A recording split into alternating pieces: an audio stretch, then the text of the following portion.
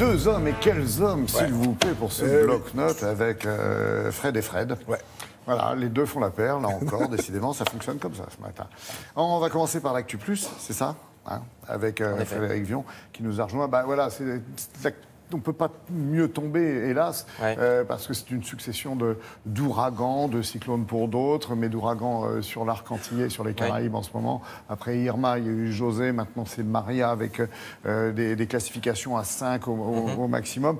Bon, on peut s'interroger effectivement sur cette succession de tempêtes dites tropicales, mais meurtrières. Oui. 5, c'est effectivement la classification des vents. On est même en train de se demander si on ne va pas créer une classe 6, parce que là, on est aux alentours de 300-400 km/h, même parfois pour les plus exceptionnels. 370 voilà. Sur le dernier. Hein. Et si vous avez l'impression que c'est cyclone, typhon ou ouragan, c'est la même chose, hein, c'est simplement selon les régions. Si vous avez l'impression que les victimes sont toujours malheureusement dans les mêmes pays ou à peu près, eh bien, ça n'est pas qu'une impression. Vous allez voir pourquoi en regardant cette carte des trajets des principaux cyclones depuis 1985. Donc vous voyez qu'il y a des zones toujours les mêmes par lesquelles passent les cyclones. C'est parce que c'est des pays chauds, parce qu'il faut que l'eau soit chaude, l'eau des océans soit chaude pour que le cyclone se forme. Voilà pourquoi on voit ici le Japon, les Antilles, l'Australie qui sont très touchées, ou l'océan Indien avec pour nous la Réunion. Mais vous voyez qu'il n'y en a pas du tout des cyclones sur l'équateur, quand on est pile sur l'équateur. Pourquoi ?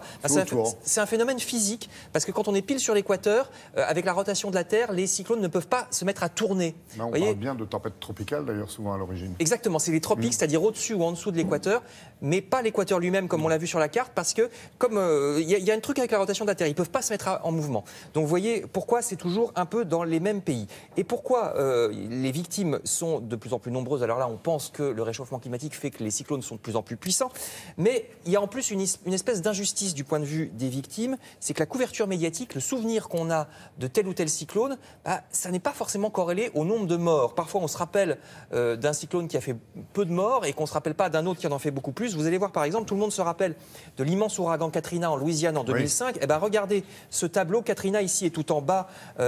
Katrina n'a fait, si je puis dire, que 1800 morts. Mitch en Amérique centrale en 95, c'était entre 10 et 20 000 morts. Et le record, c'est le grand ouragan de 1780, record pour les Antilles, 27 500 morts. Alors c'est déjà énorme, mais voilà, là c'est pour les Antilles. Et vous allez voir que ça n'est rien, mais alors rien du tout à côté de l'Asie.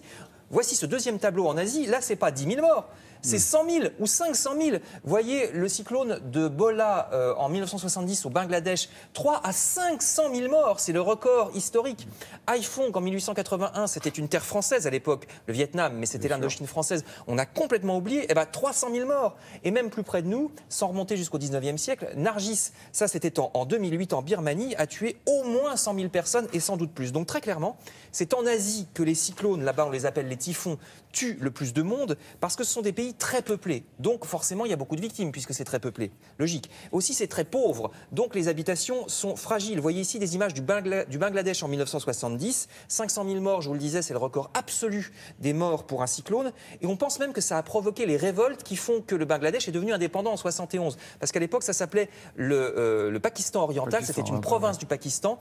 Ils ont eu l'impression d'être tellement abandonnés pendant cet immense cyclone de 70 qu'il y a eu une révolte. Et qu'en 71, il y a eu l'indépendance de ce qui est devenu le Bangladesh. Donc vous voyez que ça peut avoir des conséquences absolument politiques. Il y a eu aussi au Bangladesh le cyclone Gorky en 91, 140 000 morts, on a complètement oublié. En Chine en 75, 170 000 morts avec rupture d'un barrage, complètement oublié. Donc vous voyez, on a retenu Katrina parce que c'est aux États-Unis, il y a beaucoup d'images, c'est parce que c'est filmé.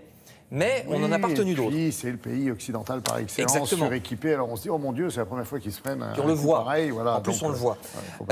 Alors pourtant, les régions comme le Bangladesh, qui sont très régulièrement concernées par les cyclones, ne sont pas abandonnées par leurs habitants, parce qu'on pourrait se dire qu'ils voudraient partir, mais où iraient-ils? La Terre est déjà surpeuplée. Il est également impossible, comme on pourrait le penser, de dévier ou de faire éclater un cyclone. Regardez, même si on y mettait une bombe atomique, là ce que vous voyez, c'est Katrina en 2005, ça servira à rien. C'est une piqûre de moustique pour un ouragan. Il faut bien se rendre compte qu'un ouragan, c'est des centaines de bombes atomiques en puissance. Donc lui mettre une bombe atomique dans la figure, ça ne sert à rien.